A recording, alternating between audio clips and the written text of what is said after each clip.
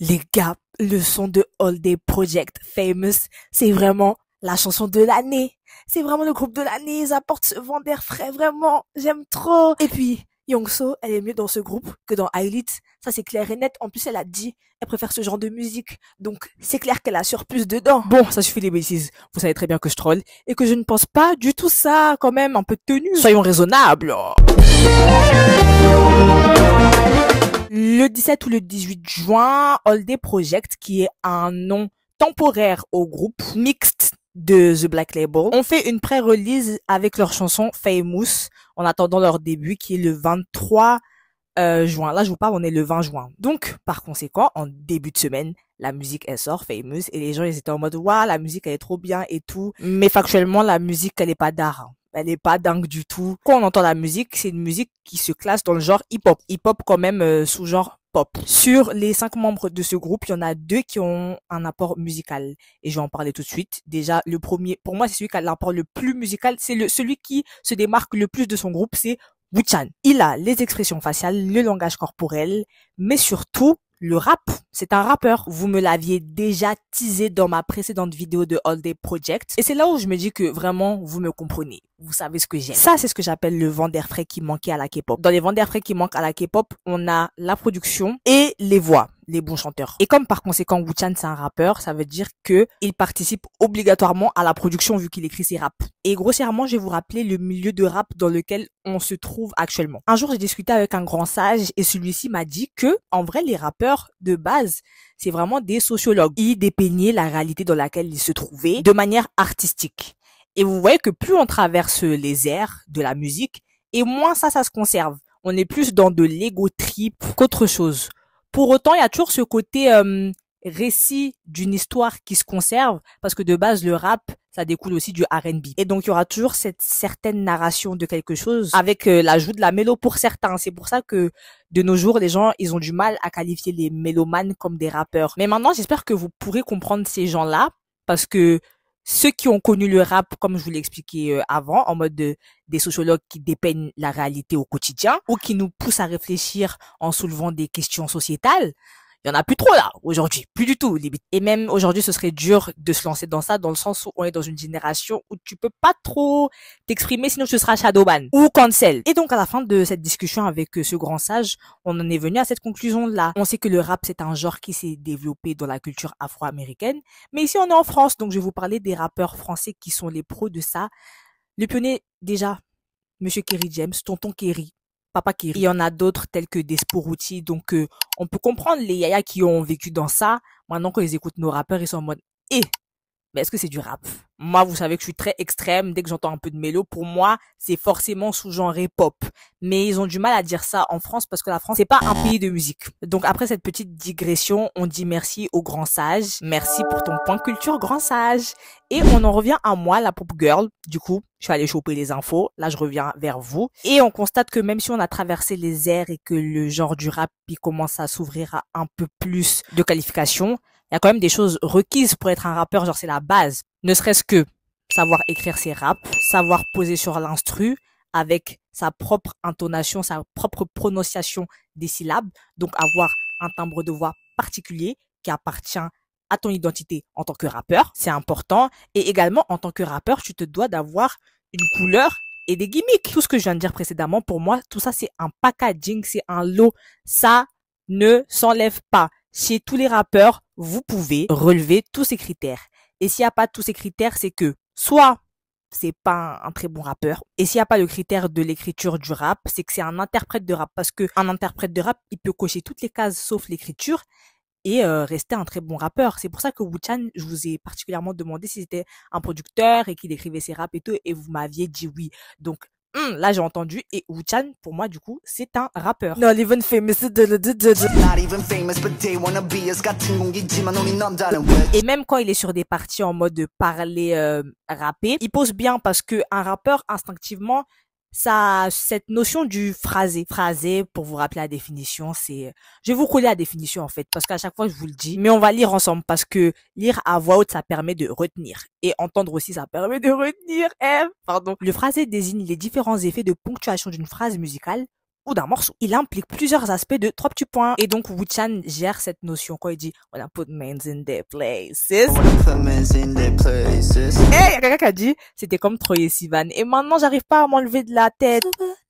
Désolée, je suis un peu distraite. Allez écouter Supernatural de Ariana Grande et Troye Sivan by the way. Je suis contente parce que depuis quelques mois, elle traîne sur TikTok. Enfin, tout ça pour dire que Wu-Chan, dans ce groupe, un 10 sur 10, ça a été ça mon vent d'air frais parce que quand t'es un rappeur et surtout quand t'es un bon rappeur, c'est forcément de la proposition que tu nous apportes et après les gens ils adhèrent ou pas. Parce que après les autres, tout ce qui est Bailey, Annie et Tarzan, ils font que parler, rapper. C'est pas des rappeurs, c'est que du blabla. Mais comme ils ont des voix distinctives et plutôt graves, c'est ça que les gens ils ont apprécié. En fait, je pense que les gens ils aiment plus cet apport de groupe mixte que la chanson en soi, parce que je vous assure, la chanson, elle est bad générique, elle est bad éclatée au sol, elle est bad nulle, à part Wu-Chan. Pardon, je suis obligée de dire, parler français là, parce que je comprends pas comment le groupe il s'est retrouvé à être aussi hypé alors que la chanson elle est même pas d'art. À part les parties de Wu-Chan. Et pour finir, on va parler de Youngso, qui est la partie mélo de la musique.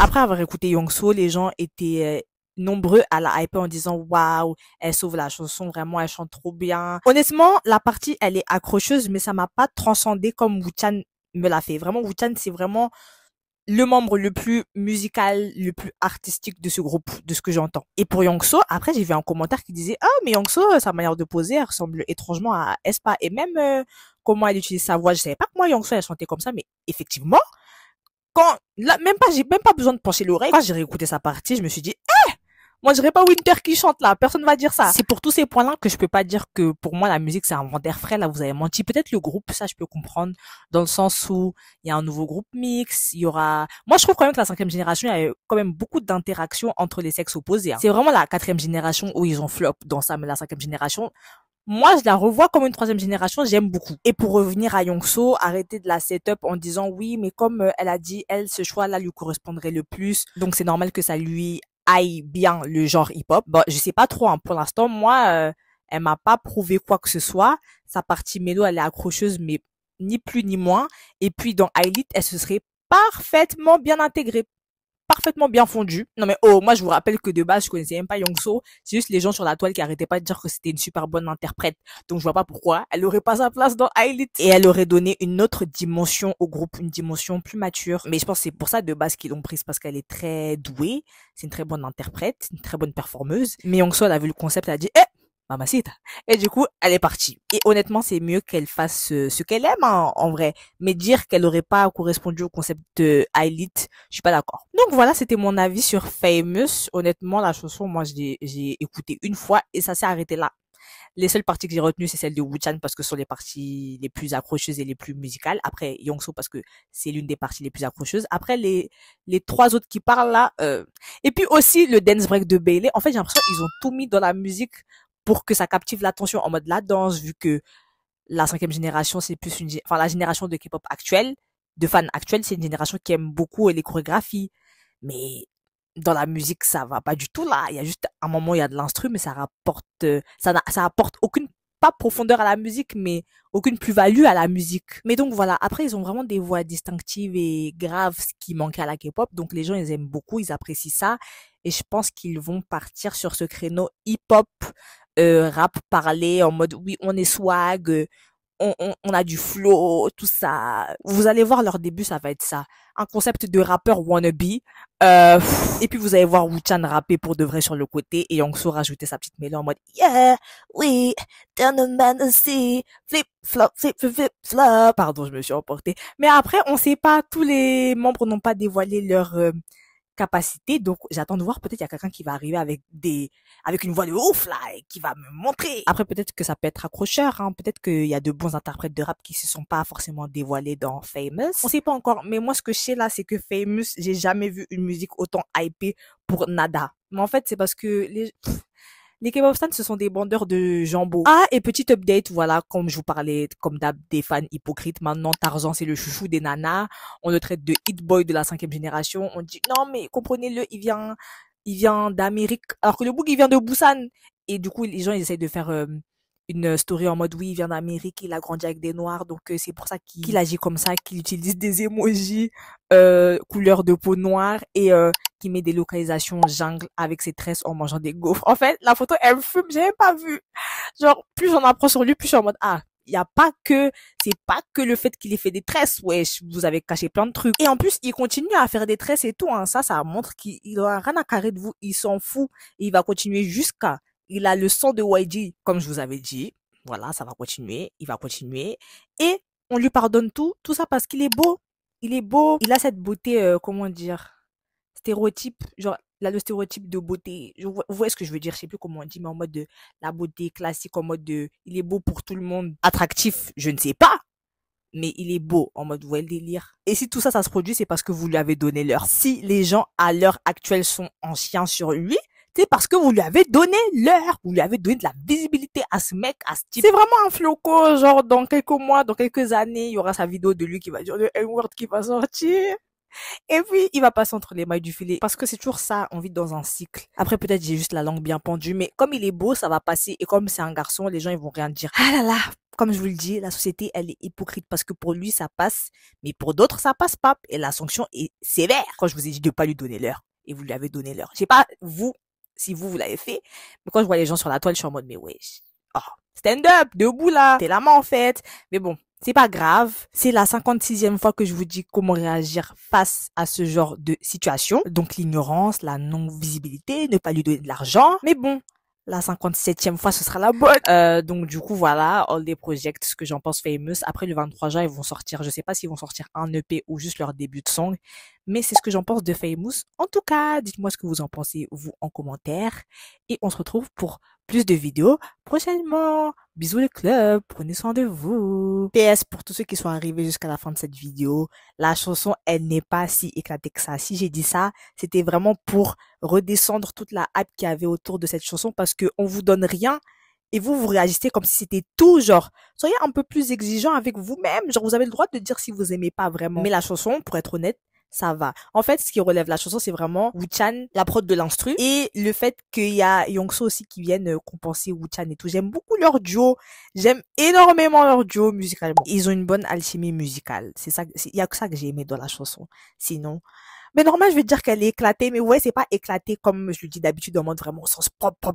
Je trouve que c'est éclaté dans le sens où vous hypez la chanson de ouf, et moi, quand je vais l'écouter, elle est même pas si dark que ça. Oh. En fait, le truc, moi, qui me turlupine dans tout ça, c'est que vous mettez pas assez Wu-Chan en avant. Yongso, ok, mais faut mettre Wu-Chan aussi, genre c'est lui vraiment c'est lui le vendeur frère. C'est lui le vendeur frère dont vous parlez. Parce que là, au moment où je vous parle, on est le 21, du coup j'ai dormi, je me suis réveillée, et je me suis dit, ah ouais, j'ai été un peu dur, faut que je sois plus explicite dans mes propos.